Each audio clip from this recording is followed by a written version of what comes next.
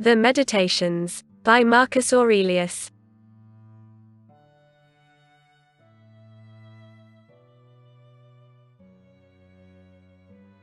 Book 2. Begin the morning by saying to thyself, I shall meet with the busybody, the ungrateful, arrogant, deceitful, envious, unsocial. All these things happen to them by reason of their ignorance of what is good and evil. But I who have seen the nature of the good that it is beautiful, and of the bad that it is ugly, and the nature of him who does wrong, that it is akin to me, not only of the same blood or seed, but that it participates in the same intelligence and the same portion of the divinity, I can neither be injured by any of them, for no one can fix on me what is ugly, nor can I be angry with my kinsman, nor hate him, for we are made for cooperation, like feet, like hands, like eyelids, like the rows of the upper and lower teeth. To act against one another then is contrary to nature, and it is acting against one another to be vexed and to turn away. Whatever this is that I am, it is a little flesh and breath, and the ruling part. Throw away thy books, no longer distract thyself, it is not allowed, but as if thou wast now dying, despise the flesh, it is blood and bones and a network, a contexture of nerves, veins, and arteries. See the breath also, what kind of a thing it is, air, and not always the same, but every moment sent out and again sucked in. The third then is the ruling part, consider thus, thou art an old man, no longer let this be a slave, no longer be pulled by the strings like a puppet to unsocial movements, no longer either be dissatisfied with thy present lot, or shrink from the future. All that is from the gods is full of providence. That which is from fortune is not separated from nature or without an interweaving and involution with the things which are ordered by providence.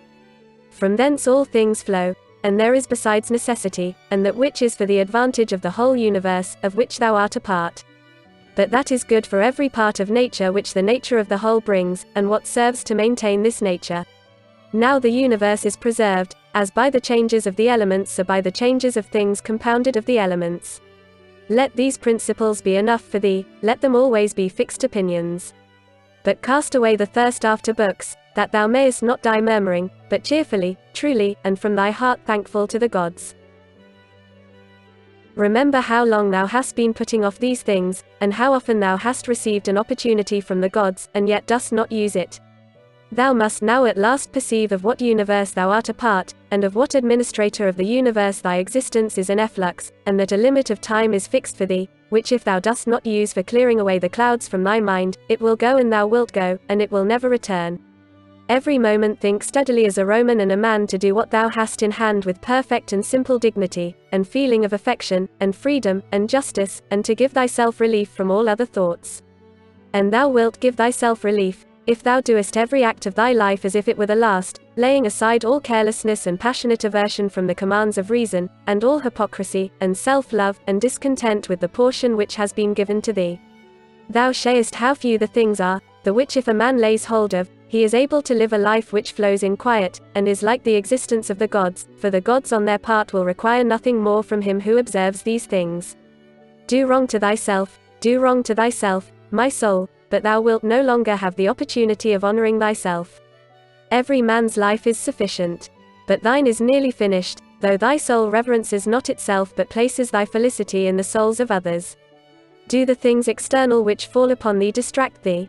Give thyself time to learn something new and good, and cease to be whirled around. But then thou must also avoid being carried about the other way. For those too are triflers who have wearied themselves in life by their activity, and yet have no object to which to direct every movement, and, in a word, all their thoughts. Through not observing what is in the mind of another a man has seldom been seen to be unhappy, but those who do not observe the movements of their own minds must of necessity be unhappy. This thou must always bear in mind, what is the nature of the whole, and what is my nature, and how this is related to that, and what kind of a part it is of what kind of a whole, and that there is no one who hinders thee from always doing and saying the things which are according to the nature of which thou art a part. Theophrastus, in his comparison of bad acts, such a comparison as one would make in accordance with the common notions of mankind, says, like a true philosopher, that the offenses which are committed through desire are more blamable than those which are committed through anger. For he who is excited by anger seems to turn away from reason with a certain pain and unconscious contraction, but he who offends through desire, being overpowered by pleasure, seems to be in a manner more intemperate and more womanish in his offenses. Rightly then, and in a way worthy of philosophy, He said that the offense which is committed with pleasure is more blamable than that which is committed with pain, and on the whole the one is more like a person who has been first wronged and through pain is compelled to be angry, but the other is moved by his own impulse to do wrong, being carried towards doing something by desire. Since it is possible that thou mayest depart from life this very moment, regulate every act and thought accordingly. But to go away from among men, if there are gods, is not a thing to be afraid of, for the gods will not involve thee in evil. But if indeed they do not exist, or if they have no concern about human affairs, what is it to me to live in a universe devoid of gods or devoid of providence? But in truth they do exist, and they do care for human things, and they have put all the means in man's power to enable him not to fall into real evils. And as to the rest, if there was anything evil, they would have provided for this also, that it should be altogether in a man's power not to fall into it. Now that which does not make a man worse, how can it make a man's life worse? But neither through ignorance, nor having the knowledge, but not the power to guard against or correct these things, is it possible that the nature of the universe has overlooked them, nor is it possible that it has made so great a mistake, either through want of power or want of skill, that good and evil should happen indiscriminately to the good and the bad. But death certainly, and life, honor and dishonor, pain and pleasure, all these things equally happen to good men and bad, being things which make us neither better nor worse. Therefore they are neither good nor evil. How quickly all things disappear, in the universe the bodies themselves, but in time the remembrance of them. What is the nature of all sensible things, and particularly those which attract with the bait of pleasure or terrify by pain, or are noised abroad by vapory fame? How worthless, and contemptible, and sordid, and perishable, and dead they are. All this it is the part of the intellectual faculty to observe. To observe too who these are whose opinions and voices give reputation, what death is, and the fact that, if a man looks at it in itself, and by the abstractive power of reflection resolves into their parts all the things which present themselves to the imagination in it, he will then consider it to be nothing else than an operation of nature, and if anyone is afraid of an operation of nature, he is a child. This, however, is not only an operation of nature, but it is also a thing which conduces to the purposes of nature. To observe too how man comes near to the deity, and by what part of him, and when this part of man is so disposed. Nothing is more wretched than a man who traverses everything in a round, and pries into the things beneath the earth, as the poet says, and seeks by conjecture what is in the minds of his neighbors, without perceiving that it is sufficient to attend to the demon within him, and to reverence it sincerely. And reverence of the demon consists in keeping it pure from passion and thoughtlessness, and dissatisfaction with what comes from gods and men.